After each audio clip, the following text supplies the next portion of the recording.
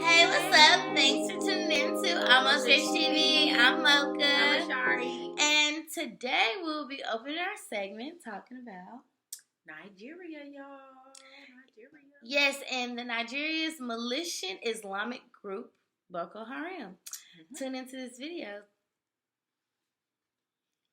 Spider, this is something that has gotten a lot of attention on Twitter. A lot of people are saying, wait, where's the outrage of for what's going on in Nigeria? We saw 4 million people marching in the streets of Paris. We saw world leaders gathering there to sort of stand in solidarity with Paris. Where are those calls for the same kind of justice for the people of Nigeria? Help us understand the difference here and maybe why we're not hearing the same level of outrage. Or is there a reason? Yeah, good morning, Michaela. Yeah, the issue is, the stark difference, isn't it?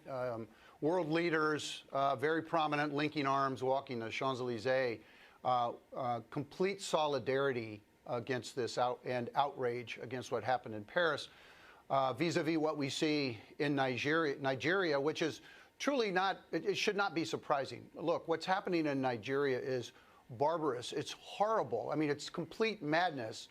Yet it's not a priority. The United States unilaterally could do almost anything it needs to do to root out Boko Haram. It would be a long-term effort, but it could be done. And the United States has the capability. All the elements of power, we have those. So why not? Complete. It's not a priority. That's the problem. We are committed elsewhere in the world. Black West Africa is not a priority. Very stark, very hard to say, but that's the case right now. It's a regional issue. If we were to see Boko Haram appear in some other region of the world, white Africa, which is North Africa, or in the Mideast in some way, we would be alarmed. But it's a regional issue. It recruits regionally. There's a limitless supply of radicals in that part of the world that are willing to do these incredibly barbarous acts. But if we can contain it, if it can be contained, if it can self-contain, in other words, it doesn't have an ability to metastasize or expand elsewhere, frankly, sadly, we're okay with it. But see, that's where the issue is, because this one town or this one city of Baga is right along the border with Chad. And Nick, I want to bring you back in. There is a real concern.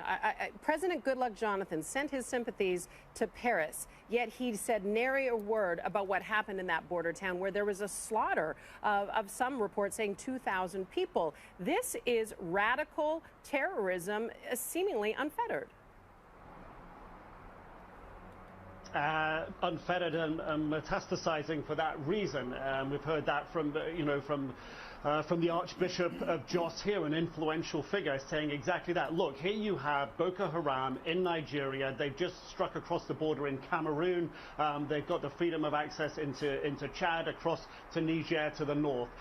This is a growing, more than regional threat reaching into North Africa. When did Boko Haram get more weapons? When Libya fell apart in 2011. I was in Niger, which borders the south of Libya, at that time afterwards, when the weapons were flowing through, things as big as helicopters dismantled on the backs of trucks being taken out of military bases in Libya, taken through Niger to Nigeria, right beneath it. Boko Haram got their hands on a massive haul of weapons. Boko Haram is growing at the moment, and right now Niger, Nigeria, Chad and Cameroon, but it's connected through Niger to Mali. Al-Qaeda is in Mali. It's connected through Niger to Libya, where it got the weapons from. But the weapons go south, the people, the ideology goes north. Al-Qaeda in the Islamic Maghreb, they're getting stronger in the east of Libya. It's sort of almost endless across the north of Africa. So yes, that is a metastasizing threat here that will, over time, if not thwarted, at least underpin the Al-Qaeda threat and the ISIS threat that's growing in North Africa, which then threatens Europe just across the Mediterranean. Not just weapons, not just terrorism, but an outflow of migrants, which is destabilizing Europe at the moment. Nigeria's militant group Boko Haram, which is a terrorist group, they have, caused a lot of havoc in Africa.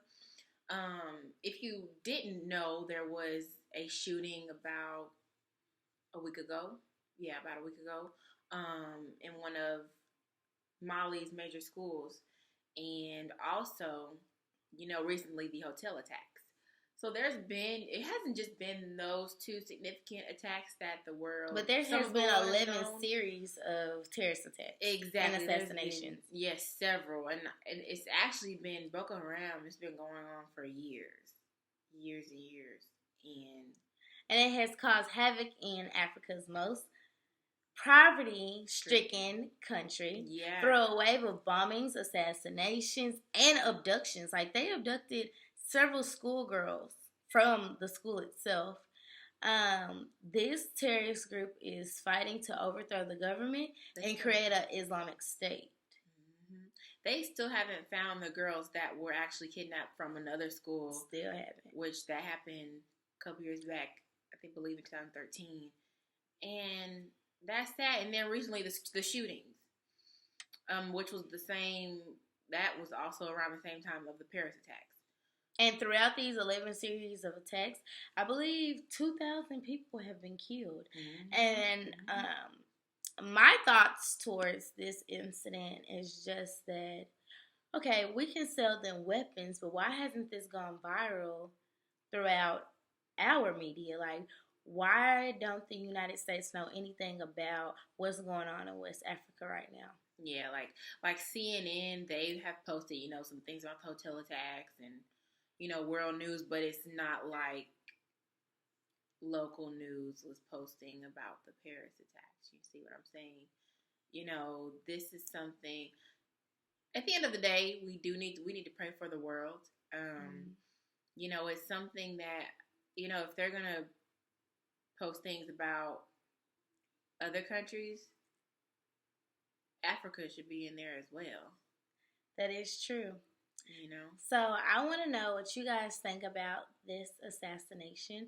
The whole Boko Haram terrorists, as in why isn't it in the U.S. media? Why hasn't it gone viral within our media?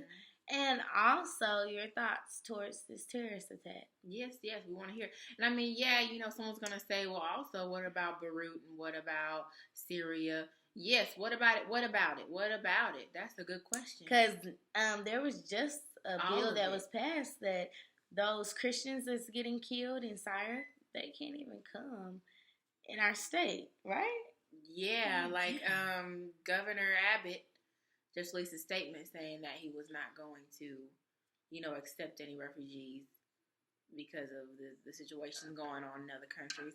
I mean, I can understand why he's saying no, but at the same time, I don't understand it because we're America.